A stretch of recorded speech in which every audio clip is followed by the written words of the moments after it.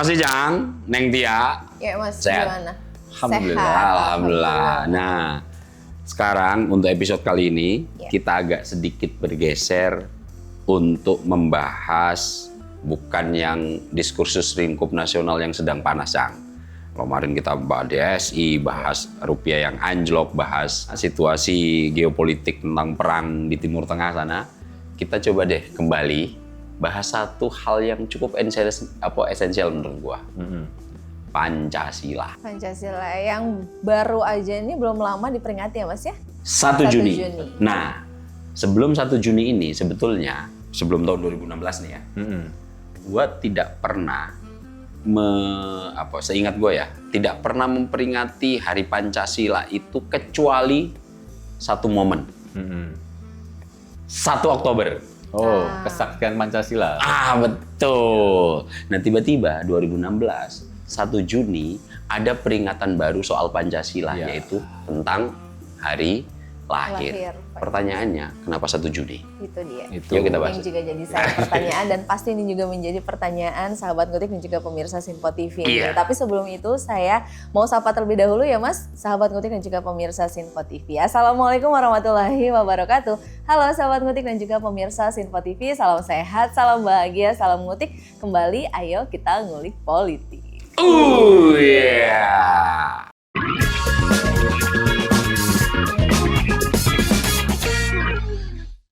Sahabat Ngutik dan juga pemirsa Sinpo TV, ini tanggal 1 Juni bukan sekedar tanggal merah atau peringatan tahunan saja. Namun tanggal 1 Juni ini menjadi hari yang kemudian diperingati sebagai Hari Lahir Pancasila.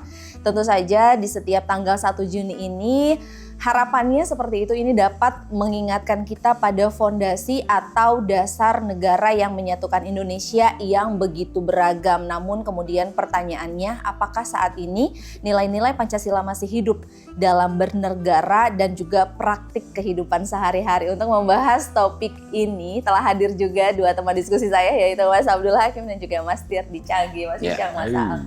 Tadi bugar kita ya, Cang ya? Bugar. Alhamdulillah. Coba kita ulik sesuatu yang menjadi kompas moral bagi bangsa Indonesia. Banyak yang nggak setuju dengan penyebutan ideologi, tapi ini adalah sintesis ideologi dan yang menjadi pertanyaan serius kan 1 Juni. Iya, dan kalau misalnya Mas Ab nih membahas terkait dengan 1 Juni begitu Mas ya, yang Hari Lahir Pancasila ini ada yang menarik Mas di peringatan Hari Pancasila di tahun ini, yaitu tahun 2026, di mana memang Presiden Pak Prabowo Subianto ini pada tanggal 1 Juni kemarin bertepatan dengan Hari Lahir Pancasila ini memberikan pidato. Apa? Begitu. Jadi Pak Presiden ini menyampaikan bahwa Pancasila tidak hanya dibahas sebagai ideologi saja, tetapi sebagai pegangan di tengah krisis global. Dan ini pun rasanya selaras Mas dengan tema peringatan Hari Lahir Pancasila tahun ini, yaitu Pancasila Pemersatu Bangsa, Fondasi Perdamaian Dunia. Dan pertanyaan dasarnya nih Mas, yang tadi juga Mas Ab sebetulnya di pemantik nih sudah sempat menyampaikan begitu ya, kenapa Mas di tanggal 1 Juni ini menjadi atau diperingati sebagai Hari Lahir Pancasila? Mungkin Mas Ab ada ulikan atau Mas Icang terkait ini, ulikannya seperti apa? Monggo Mas Ab. Oke, Mas Ab. Jadi kalau tidak salah 1 Juni diperingati menjadi hari lahir itu baru tahun 2016 ya, Cang ya? Ya, waktu itu presidennya masih Pak Jokowi. Dan sebelum 2016, kalau kita tarik ke belakang, Jang, itu kan sudah sempat ada wacana kalau nggak salah ya, 1 Juni itu diperingati sebagai Hari Lahir Pancasila di era Pak Karno ya? Pak Karno, tapi di ujung kekuasaan beliau Mas, tahun 64 waktu itu. Oh iya, 64 berarti 65. 66 terakhir Mas. 66 terakhir ya. Nah, 1 Juni sebetulnya riak-riaknya untuk diperingati menjadi hari lahir Pancasila itu sudah mulai dari era Soekarno gitu. Akan tetapi kemudian di era Orde Baru sempat ada larangan selama 45 tahun itu enggak boleh diperingati. Ada apa? Akhirnya kenapa 1 Juni kemudian dipilih? Ini sebetulnya kalau kita hitung sekuen atau urutan waktu, lahirnya Pancasila tidak bisa kita lepaskan dari konteks kemerdekaan Indonesia sebetulnya, Cang. Nah, dalam konteks kemerdekaan Indonesia, salah satu syarat adalah dasar ideologi negara. Oke. Nah, ini kalau kita tarik ke alur yang lebih luas, rasanya banyak yang tidak ngeh kalau kemerdekaan kita itu sangat bergantung dengan situasi geopolitik global. Makanya tadi temanya tadi apa? Pancasila, pemersatu bangsa, fondasi perdamaian dunia. Dari awal, Cang, ketika kita merdeka, memang tidak pernah bisa dilepaskan dalam konteks pergumulan politik global. Pun begitu, cikal bakal sebetulnya, Neng, untuk kemerdekaan Indonesia sangat dilingkupi oleh kondisi dan keadaan negara lain. Kita tahu merdeka tahun 45. Jauh sebelum itu ada peristiwa besar, Jang, yang terjadi dalam konteks geopolitik internasional tentang hubungan antara satu dengan negara, dipenuhi dengan perang. Tapi beberapa puluh tahun kemudian terjadi perang di semua sektor benua. Yang kemudian meskipun dengan alasannya masing-masing, tapi ini kemudian lebih sederhana disebut sebagai Perang Dunia Kedua. Nah, Perang Dunia Kedua ini terjadi di Eropa Barat, Eropa Timur, di beberapa wilayah. Mesir itu wilayahnya mana? Afrika Utara, yang di situ melibatkan 3 sektor besar tuh. Jerman, Italia, Mussolini ya, dan Uni Soviet. Nah, waktu itu sebetulnya Amerika memang dalam aliansi persekutuan, makanya disebut kalau lebih mudah kita itu Sekutu. pasukan sekutu gitu, gabungan dengan negara-negara itu perang di seluruh sektor itu. Secara negara pribadi, Amerika tidak terlibat perang sampai kemudian dipantik oleh Jepang tahun 41. Masih ingat ada film Pearl Harbor? Pearl Harbor. Ben Affleck. Ben Affleck. Sama Josh Hartnett. Nah itu sebetulnya Jepang merasa kekuasaan Amerika untuk menguasai khususnya di Pasifik itu cukup dominan. Walaupun Amerika dengan sekutunya sibuk perang di mana-mana, tapi untuk di kawasan Pasifik, Cang, itu juga sudah mulai diperhitungkan cukup keras. Jepang berpikir kalau seandainya ini dibiarkan, maka nanti Jepang kan saat itu negara besar itu dengan kekuatan militer cukup dahsyat pada saat itu kan. Sekali. Ini kalau seandainya nggak segera diatasi, maka potensi penguasaan terhadap Asia itu akan mengendur. Dengan narasi akan mengusir imperialisme, Jang, akhirnya Jepang kemudian menyerang Amerika di Pearl Harbor itu, yang mati itu hampir 2000-an. Pasokan atau equipment persenjataan Amerika lulu lantah di situ. Dan itu incognito, Mas. Apa itu? Tanpa pemberitahuan. Itu disebutnya sebagai serangan mendadak. Hampir 200 pesawat Amerika habis di situ, Jang. Kemudian kapal-kapal perang, untungnya ya 2 kapal induknya nggak lagi bersandar di situ tuh. Kan waktu itu punya 3 kapal induk yang sering mondar-mandir di Pearl Harbor itu, di Hawaii itu. Kalau seandainya 2 kapalnya itu habis tuh kekuatan angkatan lautnya Amerika itu. Untungnya cuma 1 itu. Nah, dibom oleh kamikaze itu, pasukan berani mati, yang Jepang sendiri tahu ketika akan menyerang ke Pearl Harbor itu nggak akan bisa kembali. Nah, di situ akhirnya Jepang memenangkan perang, tapi kemudian Jepang sudah menyadari itu, Jang. Kalau seandainya tidak segera memperkuat basis persenjataan untuk pemenuhan bahan bakar dan lain-lainnya, maka Jepang suatu saat akan dihajar kembali oleh Amerika. Di situ akhirnya Jepang berpikir untuk ekspansi. Dan akhirnya setelah menyerang Pearl Harbor, penguasaan terhadap wilayah-wilayah di sekitar, terutama Asia Tenggara, dilakukan sama Jepang tuh. Nah, ketika Jepang itu akhirnya ke Filipina, Malaysia, Singapura, termasuk Indonesia, menantang pasukan Hindia Belanda. Hindia Belanda waktu itu namanya ya. Gua nulis kuenya nih, Jang. Nah, tahun 41 Pearl Harbor menang, kemudian dari 41 sampai 42 itu Jepang melakukan invasi cepat ke berbagai wilayah. Dalam rangka apa? Nanti untuk memperkuat logistik, Jang. Seandainya Amerika balas dendam, itu sudah cukup memadai. Akhirnya untuk konteks khusus Indonesia, tanggal 10 Maret 42, Hindia Belanda nyerah sama Jepang. Sejak itulah kita, Indonesia, menjadi wilayah pendudukan Jepang. Nah, sejak kita menjadi pendudukan Jepang, tahun 42 sampai 44 Jepang itu melakukan penguasaan, kalau khusus di Indonesia itu menarget batu bara dan logistik bahan untuk persiapan perang Jang ya. Energi lah ya. Akan tetapi dalam 42 sampai 44 situasi militer Jepang dengan tadi sudah memantik Amerika, terus dibalas oleh Amerika karena sehari setelah Jepang ngebom Pearl Harbor, waktu itu presidennya sehari setelahnya langsung mendeklarasikan diri untuk perang melawan Jepang. Akhirnya perang terus terjadi dan dari 42 sampai 44 Jepang banyak kalah tuh, Jang. Nah, kemudian sejak mulai terdesak ini tanggal 7 September Jepang berpikir nih, wilayah-wilayah pendudukan ini kalau kemudian nanti tidak ikut untuk membantu Jepang, kalang kabut nanti. Itu kemudian tanggal 7 September tahun 1944 Perdana Menteri Jepang Kuniaki Koiso. Boso Jowo. Nah, bahasa Jawa. Kuniaki Koiso itu menjanjikan Indonesia suatu saat nanti akan diberikan kemerdekaan. Tujuannya apa? Satu, biar nanti kalau tentara sekutu pimpinan Amerika datang menyerang Jepang, elit-elit bangsa Indonesia berdiri di belakang Jepang. Dengan slogannya ini Mas, Nippon Cahaya Asia. Nah, itu untuk ekspansi. Dan sebelum Nippon Cahaya Asia, dia kan sudah sempat menguasai Manchuria cukup lama, Cak ya. Dan juga sempat menang lawan Rusia juga sebelum. Nah, itu makin beda ya. Itu. Nah, akhirnya kemudian setelah tahun 44 September itu, tahun 45 1 Maret dibentuklah satu badan untuk menunjukkan kesungguhan Jepang bahwa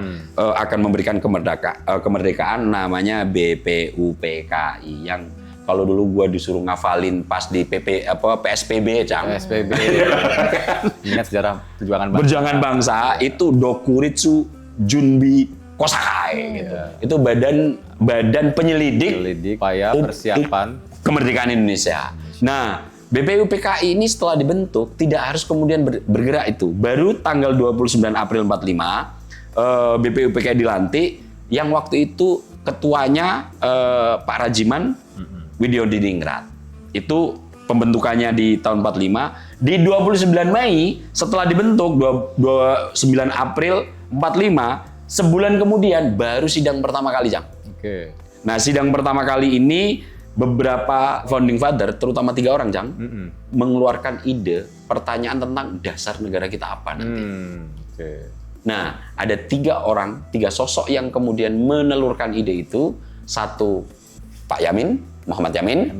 Yang kedua, Pak Supomo. Dan yang ketiga, Soekarno. Tanggal 29 Yamin duluan. Mengeluarkan ide tentang 5 asas. Asasnya itu pri kebangsaan, pri kemanusiaan, pri ketuhanan, pri kerakyatan, dan kesejahteraan rakyat. Kemudian sehari berikutnya, giliran Supomo mengeluarkan ide dalam sambutan di rapat BPUPKI itu, yang intinya Supomo ini punya pandangan bahwa kita harus menjadi negara yang integralistik, yang agak-agak memang kanan ekstrim. Kanan ya? Iya, kanan ekstrim. Kemudian baru 1 Juni. 1945 tuh ya. Sidang terakhir, Soekarno kemudian pidato terkait dengan asas negara. Soekarno mengusulkan 5 prinsip. Waktu itu kebangsaan Indonesia, internasionalisme, pri kemanusiaan, mufakat dan demokrasi. Mufakatnya agak hilang tuh di Pancasila sekarang, ya. Iya, nggak ada di sila keempat ya. Iya. Kemudian kesejahteraan sosial dan ketuhanan. Nah, setelah 1 Juni ada dinamika, Jang. 1 Juni dinamika. Dalam 1 Juni dinamika ini akhirnya karena konsep-konsepnya masih berbenturan, untuk menyederhanakan konsep-konsep yang berbenturan ini dibentuklah Panitia 9. Di Panitia 9 ini akhirnya tanggal 22 Juni menghasilkan yang disebut sebagai Piagam Jakarta. Nah, di Piagam Jakarta itu semua sila sama persis dengan sekarang, kecuali sila pertama. Waktu itu bunyinya masih ketuhanan dengan kewajiban menjalankan syariat Islam bagi pemeluk-pemeluknya.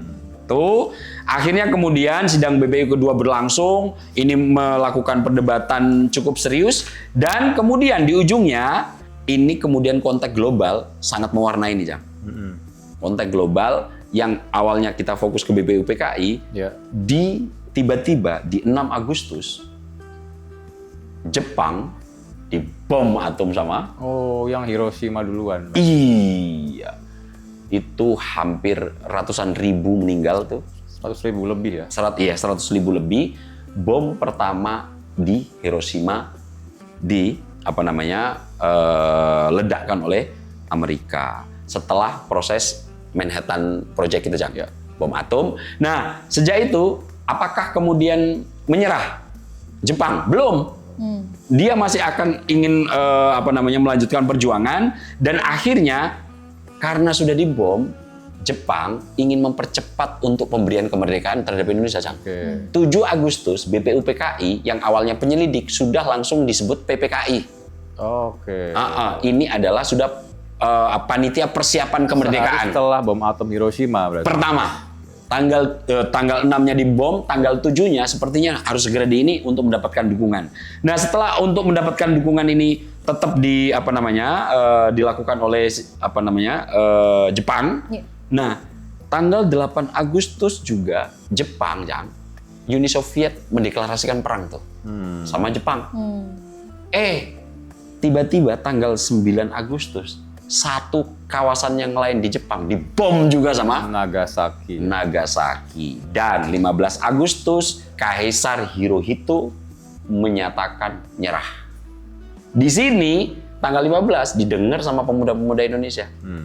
Pemuda-pemuda Indonesia akhirnya memaksa. Kalau tadi kan kemerdekaannya sudah disiapkan oleh Jepang ya, Jang. Nah, pemuda-pemuda nggak mau untuk kemudian kemerdekaan ini diberikan oleh Indonesia gitu. Nah, di situ akhirnya ada kejadian Rengas Dengklok pada 16 Agustus. Penculikan itu ya. Penculikan. Soekarno dipaksa dibawa ke Rengas Dengklok untuk segera mendeklarasikan kemerdekaan. Biar apa? Biar kita merdeka karena bukan atas hadiah, tapi perjuangan bangsa Indonesia.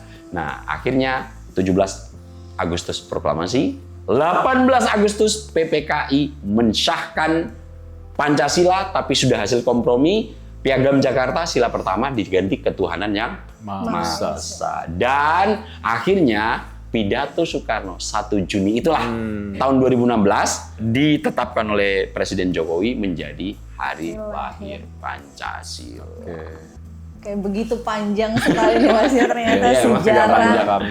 Iya, sejarah kemudian tanggal 1 Juni ini diperingati sebagai Hari Lahir Pancasila. Namun kemudian Mas, ini pertanyaan singkat aja sebelum kita menutup segmen ini Mas, apakah begitu Mas Pancasila ini masih relevan? Di tengah memang kan sekarang ya, maksudnya kita juga rasanya udah jauh beranjak dari tahun 945 gitu ya. Kemudian era media sosial, era digital juga rasanya udah semakin berkembang. Bahkan mungkin anak-anak sekarang itu Mas ya, kalau misalnya kita tanya Pancasila nih, mereka mungkin taunya malah yang kicau mania gitu. Dan mungkin banyak yang nggak hafal juga itu. Betul, itu dia. Nah, di tengah era yang seperti itu begitu Mas, apakah memang Pancasila ini masih dirasa penting? Coba itu? nanti di segmen kedua masih Cang yang bikin ngasih orang. Oke, siap. Masih Cang, disiapkan ya.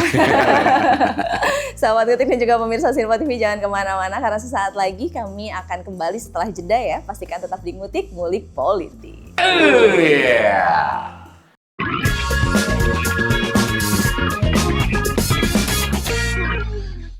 Sahabat Ngutik dan juga pemirsa Sinpo TV, kembali lagi di Ngutik, ayo kita ngulik politik.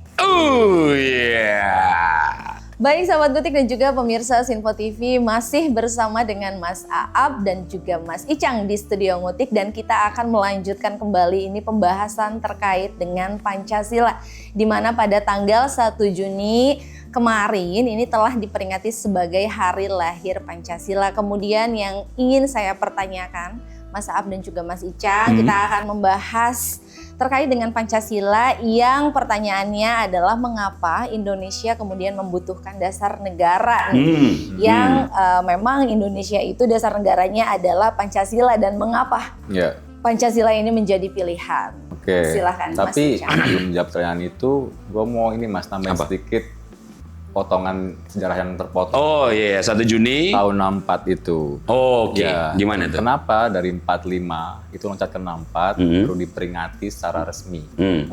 Itu ada yang mantik ternyata, Mas. Siapa? Namanya adalah DN Aidit. Wah. Di bulan Mei awal Oke. waktu itu beliau masih jadi ketua CC PKI Ya. dan juga wakil ketua MPR ya. Ya. Sempat mempertanyakan keabsahan Pancasila sebagai dasar negara. Iya. Karena menurut beliau katanya harusnya itu kan tujuan akhirnya bukan Pancasila, tapi Nasakom. Oh iya. Jadi cuman fase aja. Disitulah Bung Karno agak terpantik. Akhirnya sebulan kemudian beliau itu mengarahkan untuk peringatan Harlah Pancasila yang pertama, Mas. Oke. Tahun 64. Jadi itu untuk mengasih narasi pembanding terhadap Aidit ya? Betul. Disitulah sempat ada sejarah terpotong meskipun saat itu zaman Pak Karno cuma 3 tahun diperingati, Mas. 64, 65, 66, Pak Karno jatuh ya. Setelah itu Orde Baru. Ya. Nah, kembali ke pertanyaan yang dia tadi, Mas. Iya. Tentang relevansi ya, Pancasila. Dan kenapa Pancasila gitu. Iya. Jawabannya bisa banyak, Mas, ya, beragam. Tapi buat gua ya, buat saya Neng Tia, Iya. Pancasila adalah sebuah jalan kompromi yang lentur. Kenapa lo punya postulat itu?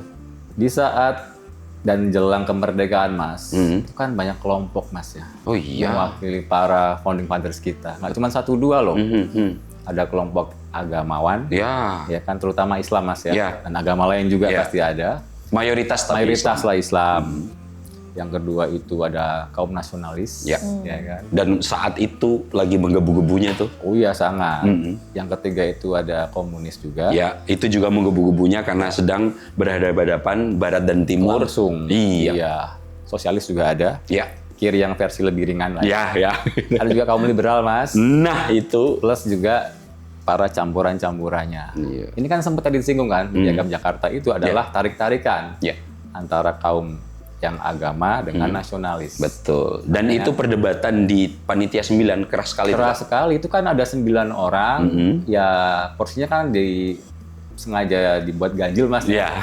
Akhirnya memang yang menang gitu lah ya, Iya. yang orang 5 itu. Iya. Yang akhirnya 7 kata itu Hilangkan. dihilangkan. Kita tarik per hari ini gitu ya. Kan banyak ya orang mungkin ngerasa betapa usangnya, betapa sudah klisenya bahas Pancasila gitu. Buat saya enggak sih sebenarnya. Memang kita udah take it for granted, Mas ya. Ya. Seolah-olah cuma jadi background samar-samar aja, slogan kosong, dihafal tapi nggak ngerti artinya. Tapi buat saya Neng Tia, Pancasila adalah pusaka kedua perekat Indonesia setelah bahasa Indonesia. Kenapa lo bisa punya kesimpulan itu, Cang? Kalau bahasa Indonesia itu udah jelas, Mas ya. Coba bayangkan, orang Papua ketemu orang Aceh. Kalau nggak ada bahasa lingua franca bahasa Indonesia, nggak bisa ngobrol mereka. Oh Mas. iya ya. Satu itu. Kedua, kita pernah bahas juga ya, di NTT, bahasa Indonesia itu jadi bahasa persatuan, mencegah mereka itu saling berkonflik. Karena dulu konfliknya itu antar kampung beda bahasa, Mas. Iya ya. Di NTT itu. Di satu suku ya, maksudnya satu wilayah, itu ternyata keragamannya bahasa Luar gila-gilaan biasa. ya. Disitulah pusaka perekat pertama itu bahasa Indonesia. Dan jangan salah, negara-negara lain itu ya pecah karena bahasa loh sebagian. Lo punya contoh mana? Kalau yang kontemporer, Mas ya, sentimen bahasa itu kuat misalkan di Belgia, Mas. Ada apa di sana? Dia punya 3 bahasa resmi ya. Oke. Bahasa Belanda, Prancis, sama Jerman. Oke. Itu kalau misalkan lo di Brussel, Mas ya, lo nyamperin toko, salah ngomong bukan bahasa dia, dicuekin, Mas. Nggak diperhatikan? Ya maksudnya di apa ya? Ya mereka jadi sentimen gitu lah intinya. Oke. Itu yang masih existing. Di India, Mas, dia punya 2 bahasa resmi sebenarnya. Iya. Hindi sama Inggris. Iya. Tapi bahasa undang-undang dia ada 22. Bayangkan itu ada berapa salinan undang-undang. Terus kebayang nggak kalau ada misalkan calon Perdana Menteri India ya, lagi kampanye. Dia keliling India. Nggak mungkin dia pikiran dia disampaikan ke 22 bahasa ini. Iya. Capres Indonesia, Mas, mau ke Aceh, ke Toraja, ke Maluku, Papua, pakai bahasa Indonesia. Jumlah suku kita itu 1000 lebih. Itulah. Dan masing-masing suku kan kayak tadi lo Iya. cerita di NTT itu ya, punya bahasa masing-masing. Meskipun bahasa resmi yang diidentifikasi 700-an. 700-an. Tapi gue punya asumsi karena sukunya aja jumlahnya ribuan Iya. dan sub-sukunya ini juga punya bahasa masing-masing, lebih banyak harusnya itu. Cang. Itu juga, sana juga Kanada juga. Itu kan ada Inggris bahasanya, ada juga yang di Quebec itu bahasa Perancis. Itu sama, ceng-cengannya tentang bahasa, Mas.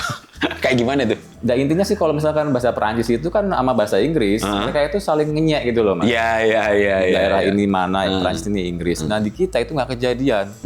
Coba kebayangkan orang Toraja ketemu sama orang mana gitu ya, orang Aceh bisa ngobrol. Ya kayak gua aja, istri gua Sunda, Jang. Itulah. Sampai detik ini aja gua nggak pernah ngomong Sunda tuh. Kalau nggak ada bahasa Indonesia, Iya. gua orang Jawa. Kemudian istri orang Sunda, gimana, Cak? Gua nggak ngerti Justru itu nanti itu. berkomunikasinya. Kita kadang-kadang lupa bahwa itu salah satu, mungkin yang utama ya, perekat bangsa Indonesia tuh itu. Setuju. Yang kedua itu Pancasila. Kenapa lo punya? Tapi ini lebih abstrak lagi, Mas. Nah, coba abstraksinya gimana tuh? Gini aja lah, gue langsung kasih bukti aja mungkin. Ya. Per hari ini Indonesia masih utuh, masih eksis. Itu Oke. adalah karena Pancasila, Mas. Kelenturannya. Kenapa lo punya kesimpulan itu? Kita bisa langsung bandingkan ke negara lain, negara etnonasionalisme lain seperti Yugoslavia Apa yang terjadi di dan sana? juga Uni Soviet. Sudah runtuh, Mas. Yugoslavia kenapa runtuh? Yugoslavia itu terdiri dari paling nggak 6-7 bangsa yang berbeda. Apa aja itu ya? Yang pertama itu Slovenia, Oke. Kroasia, Bosnia, Montenegro, Kosovo, North Makedonia. Oke. Bosnia itu Islam. Muslim ya. Dan mereka sebenarnya secara bahasa mirip-mirip, Mas. Tapi Hmm. mereka punya ego masing-masing di situ. Oke. Misalkan nih, Kroasia sama Bosnia itu sebenarnya bahasanya hampir sama, Sama. bisa saling mengerti. Tapi karena beda agama, jadi saling sentimen, ya kan? Bertahan cuma 80-an tahun. Ya. Tahun 2003 itu terakhir kali itu, ya dissolve di situ. Ya. Uni Soviet, meski lebih rumit lagi, lebih besar lagi, dia make juga itu ideologi yang ketat, Oke. yaitu komunisme. Oke. Tadi kalau Yugoslavia, dia pakai sosialisme, Sosialisme, Mas. ya.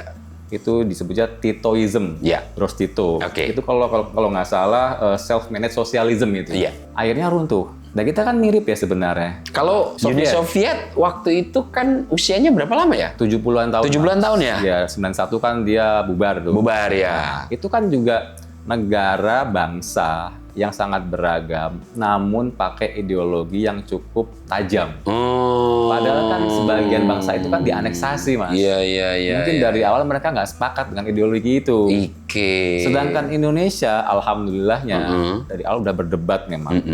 Ada kaum agamawan, nasionalis, komunis, ya kan, sosialis, liberal. Mereka itu saling bersepakat, bersintesis di Pancasila ini. Coba bayangkan kalau waktu itu kita sempat ada eksperimen mau nasakom, Mas. Iya. Terbukti kan itu gagal. Gagal. Meskipun ada banyak faktor lain juga, Mas. Iya. Ya. Ada juga faktor dari negara lain yang ikut intervensi.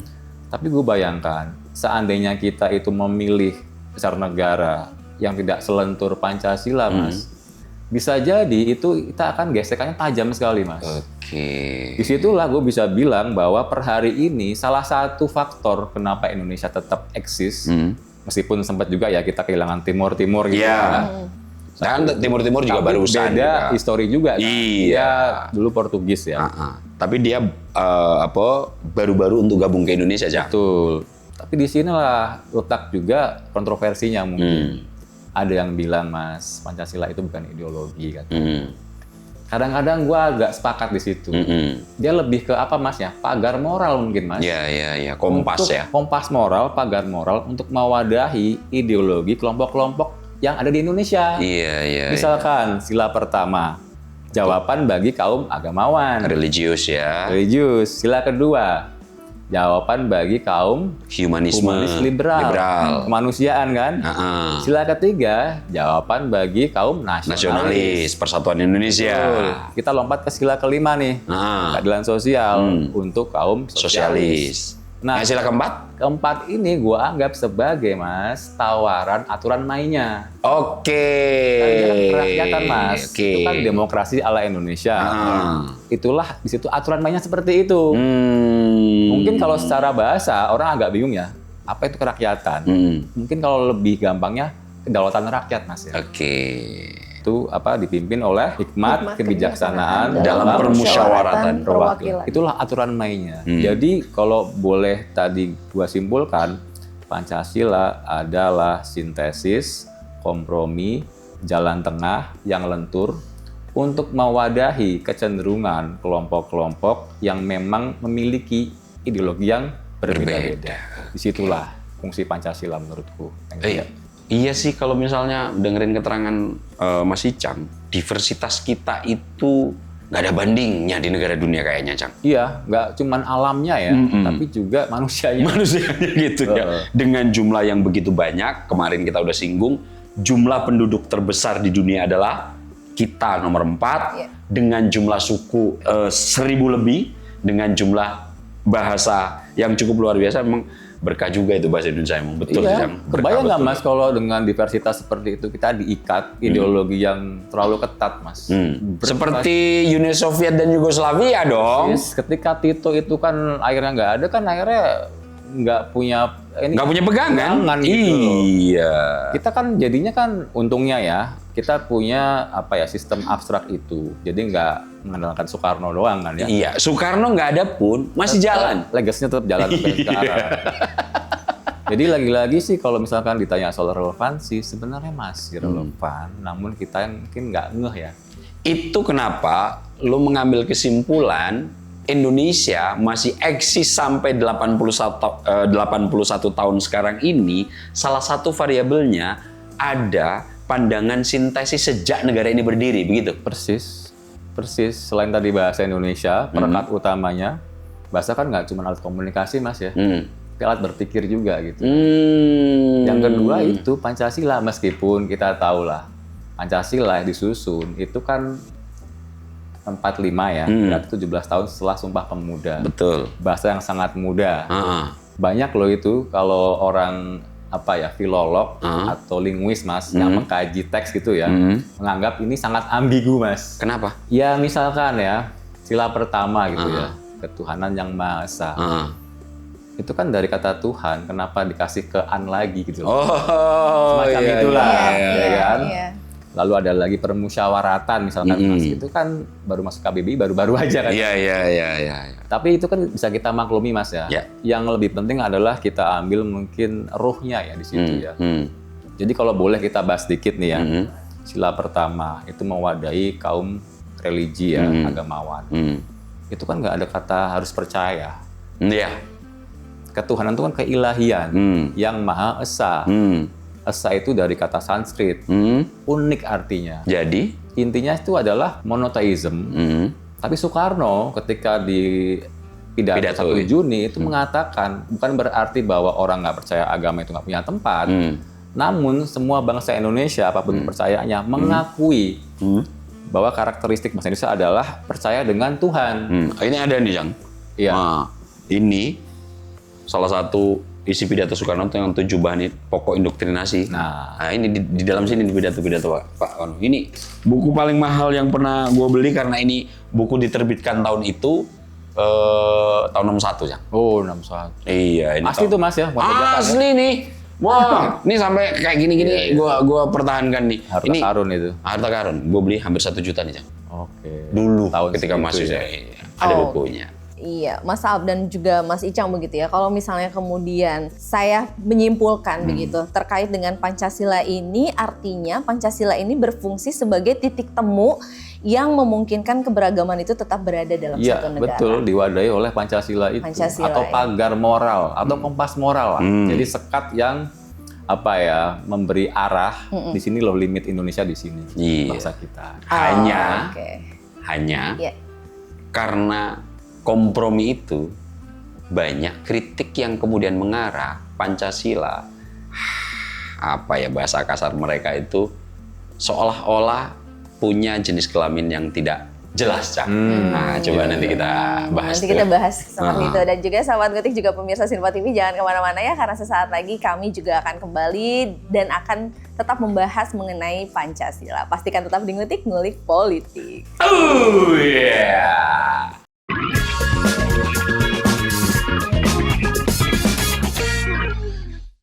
Sahabat Ngutik dan juga pemirsa Sinfo TV, kembali lagi di Ngutik. Ayo kita ngulik politik.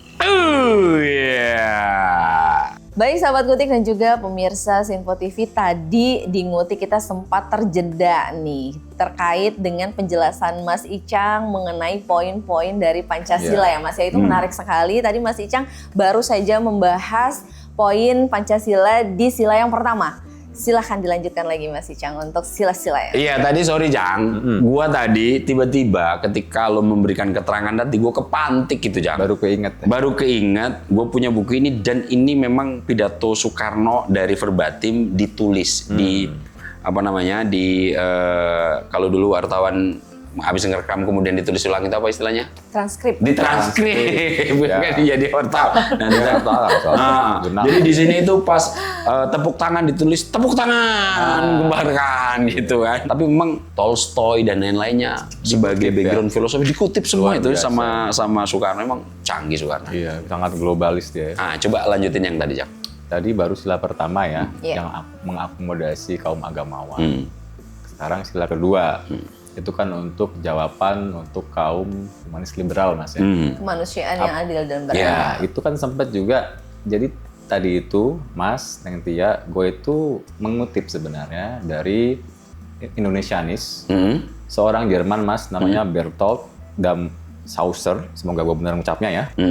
Panggilannya Pak Trum di sini. Itu 40 tahun Mas di Universitas Bonn, Jerman, Oke. ngajar bahasa Indonesia dan sastra Indonesia. Lah, 40 tahun. orang sana asli ya? Orang sana asli, jangan-jangan dia lebih ngerti bahasa Indonesia daripada kita. Jangan-jangan gitu.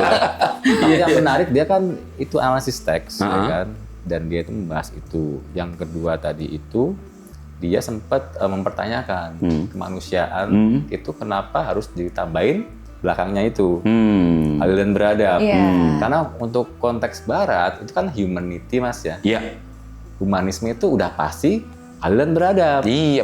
Tapi mungkin karena konteks di Indonesia, Mas. Nah, tapi kan beradab bagi Barat apa tuh? Ya itu, beradab itu bagi Barat mungkin bermoral mungkin, Mas. Ya. Jadi justice dan moralize gitu Iya. kan. Nah, di situ juga sempat ada tuh kayak semacam polemik lagi. Kenapa harus tambahin itu? Tapi secara apa ya, ruh memang ini adalah akomodasi untuk humanisme liberal. Iya. Selanjutnya yang ketiga, Persatuan Indonesia. Ini yang paling straight to the point lah ya. Iya. Yang menarik adalah kenapa nggak dipilih Kesatuan Indonesia. Kenapa itu? Karena kalau persatuan secara semantik itu lebih menekankan proses latar belakangnya, Mas. Oke. Jadi bukan koersif. Iya. Kalau mengutip Pak Karno yang mengutip orang Jerman juga, itu adalah ada kesamaan watak dan nasib, Mas. Iya. Ya kan, di kolonialisme itu kan terutama. Jadi dipilih persatuan bukan kesatuan. Kalau kesatuan kan bahasa Inggrisnya kan unity ya. Kalau persatuan unitedness. Sedikit ada unsur koersifnya di sana ya. Ya, dan ini mewadahi kaum nasionalis tentunya. Sila keempat, ini yang paling problematik kalau kata Pak Trum tadi itu. Kenapa problematik? Beliau kan memang ini ya sangat dekat dengan beberapa sastrawan, ahli bahasa di sini, termasuk dekat sama ini Mas Jaya Suprana dan juga Bung Denny J.A. Oke. Kemarin waktu launching bukunya dalam bahasa Indonesia itu pengantarnya Denny J.A. itu. Oh, Mas Denny Jaya. Ya. Mas Denny itu sekarang menjadi pendiri Lingkaran Survei Indonesia ya. LSI betul. Di situ dibahas itu yang lebar. Tapi gue cuma kutip aja di situ kan Mas ya. Bahwa beliau itu Pak Trum ini sempat nanya ke ahli bahasa secara objektif. Ini sila 4 maksudnya apa sih? Jawaban kebanyakan mereka nggak tahu. Kalau kita bedah dari perkata semantik, memang mungkin ini adalah cerminan bahasa muda yang mungkin banyak ambiguitasnya, Mas. Oke. Misalkan kerakyatan, mungkin maksudnya semantiknya ini kedaulatan rakyat sebenarnya. Oke, iya. Yang dipimpin itu kalau kita transliterasi langsung bahasa Inggris, apa coba dipimpin? Lead mungkin ya. Lead. Tapi apa yang lebih cocok, Cam?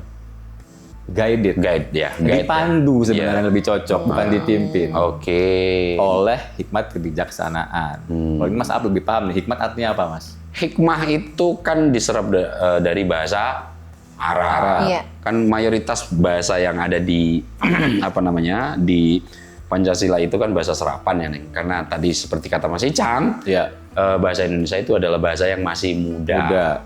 Makanya dia banyak menyerap dari bahasa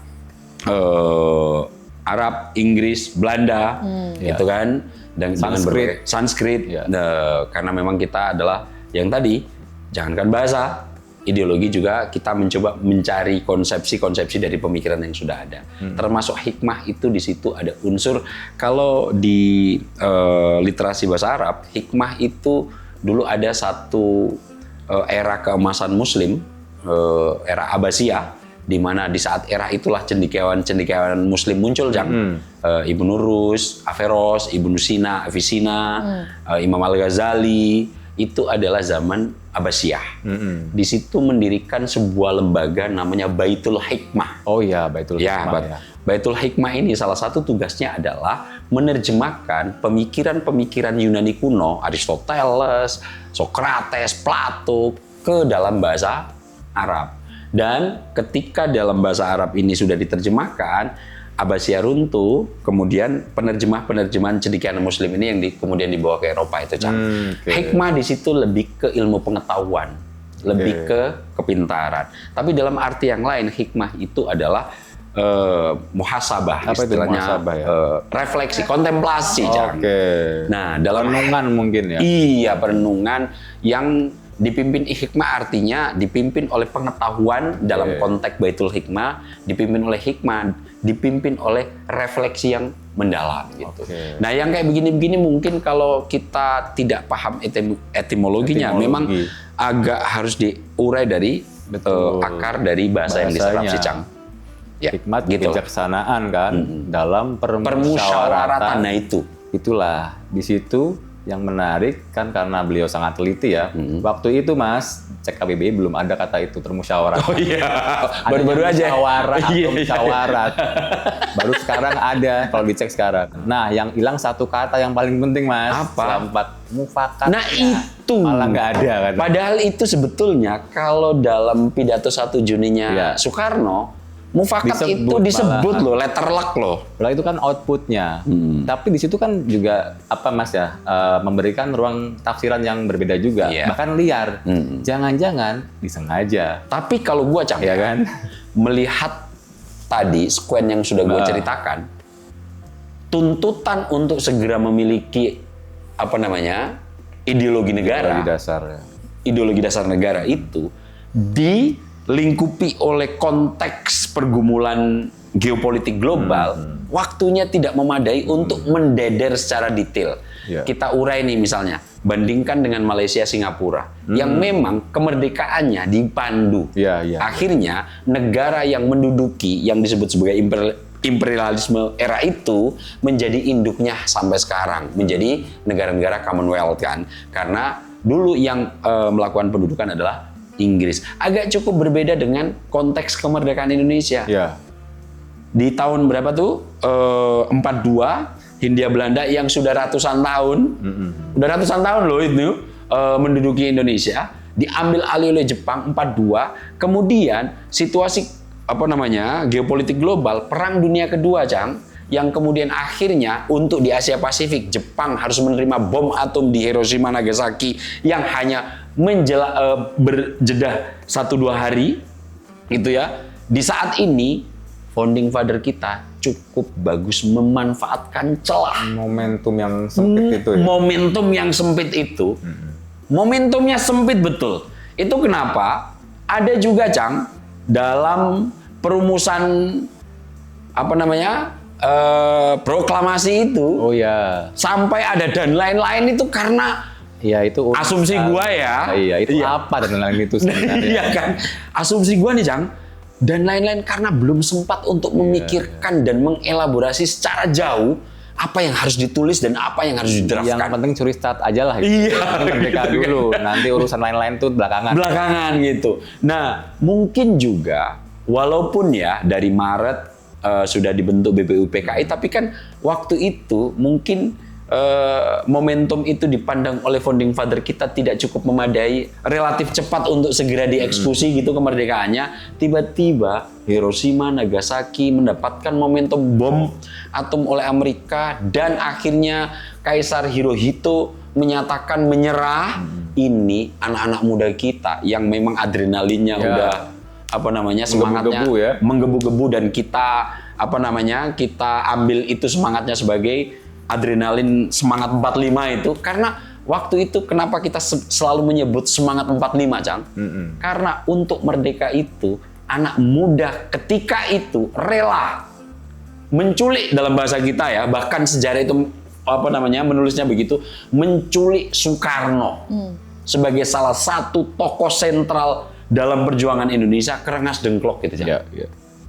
Itu kenapa semangat juang 45 itu yang disebut-sebut itu karena filosofinya itu, dan itu kemudian di tengah waktu sempit untuk draft proklamasi hanya butuh waktu semalam. Mana mungkin dalam situasi yang cukup rumit Ya, dan Bung Karno itu waktu itu lagi demam tinggi. Iya, mungkin bagi gua, Cang, ya, kalau melihat konteks itu belum sempurnanya semantik, kemudian sistematika, sintaksisnya, karena ruang dan waktu yang cukup sempit, founding father kita harus memanfaatkan celah sedikit. Ketika Jepang mengumumkan kalah perang di Perang Dunia Kedua, ini adalah momentum penting sebelum, kan ketika menyerah, akhirnya kosong ini kekuasaan yang ada di Hindia Belanda.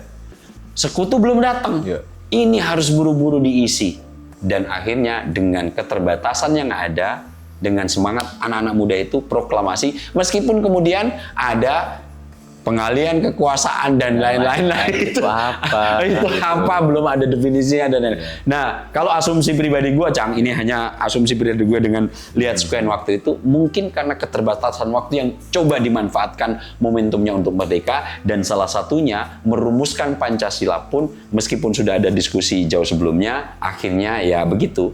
Secara kajian akademiknya dan lain-lainnya mungkin belum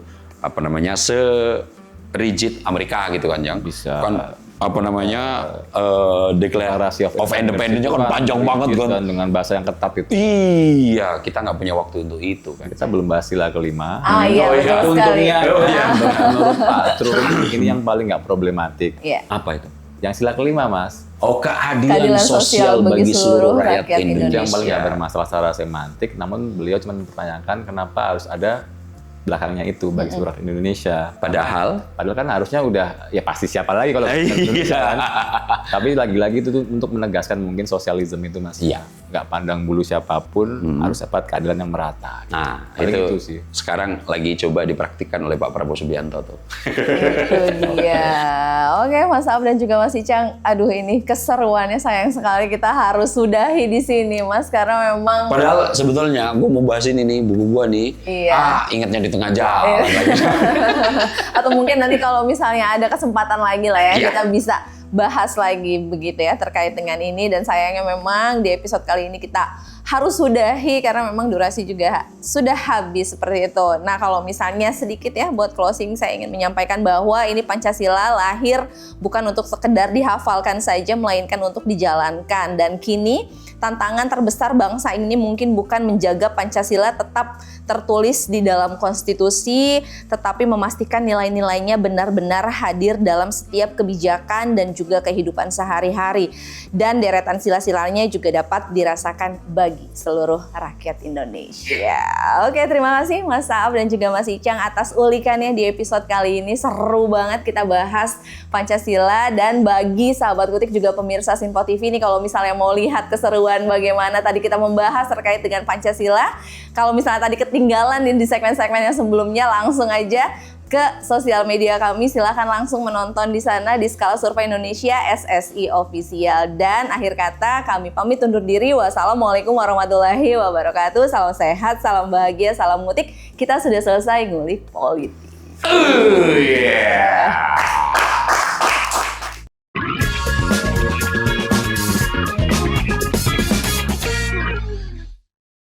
Berkolaborasi dengan Terima kasih sudah menonton video ini sampai akhir ya. Agar tidak tertinggal video-video kami selanjutnya, yuk jangan lupa tekan tombol subscribe dan nyalakan lonceng notifikasinya. Dan untuk berdiskusi, silahkan tulis pendapatmu di kolom komentar ya.